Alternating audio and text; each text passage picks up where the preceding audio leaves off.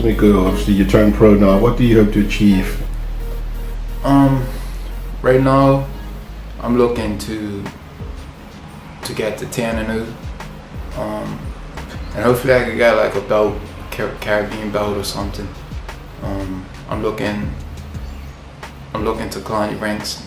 That's my main objective, and put myself in the best position as possible to get the big fights. Obviously, there's been a lot of talk about you possibly at some stage, moving overseas and putting more time in over there and possibly getting more fights. How big of a challenge is it to get to that level? It all comes down to funds, I work a job, and when I'm not getting ready for a fight, I live on my own. I have rent to pay, I have bills to pay. I grew up without my little father, so everything that I basically done in my life was for myself. And now I'm at that stage where I'm making a little money in Bermuda, and I have to start looking out for my future.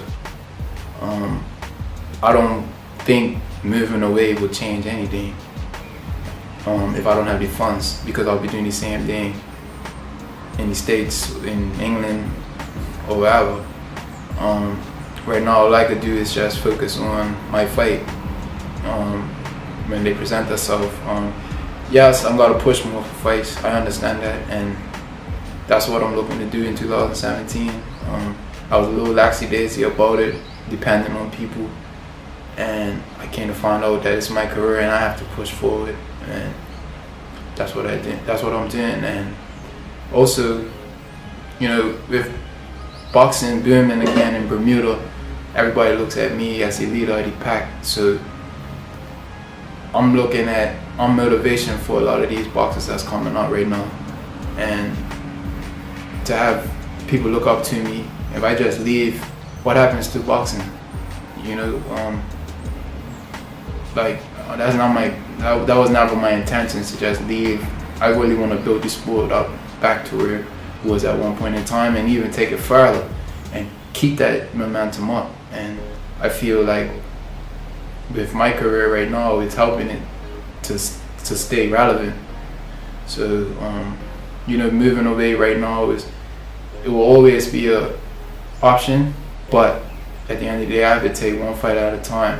I'm not in that position to just move away and start a career. Well, if I have a team, I got a coach, that's dedicated himself to my career from day one. And I'm just sticking with my team, and if that opportunity comes and everything is right, the terms are right, then yeah, I'm going. But right now, I'm fighting to build up my legacy for one, and then my earnings where I could give back to boxing. A lot of people think I'm just doing it. I'm not doing it just to do it. I'm doing it to give back as well, and see the sport grow in Bermuda, and that's my motivation. And I got a lot of kids looking up to me. So the more I fight, the more the sport grows, and the sky's the limit. You touched on funding. Has that been a challenge? Securing the necessary funding to get out there, get the preparation and expertise required to take you to the next level? Yes. It's been all right. I have sponsoring money. So if I have a fight coming up, I have a sponsor, Gorms. Very appreciative of what they do. They sponsor me, they pay for my travel, my food, my accommodations, but that's only for a training camp, 2 weeks. They do what they can, and I'm thankful for it.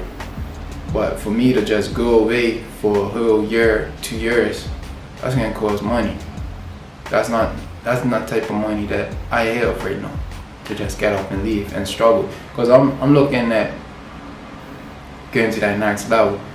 And for me to go to that next level, I can't be working and training at the same time. These guys are elite fighters, and they're putting all the time in the gym. And that's what I want to do. I want to be around that energy. But I can't do it without the funds. That's plain and simple. Now you got another fight coming up shortly, next month, just under a month's time. Thoughts on your opponent? Don't really know too much about him. I know he's a southpaw. I'm not underestimating him. I'm definitely going to be sharp for this fight. And I just wish him nothing but the best. But at the end of the day, I'm coming to win. You know, it's just another opponent in my eyes.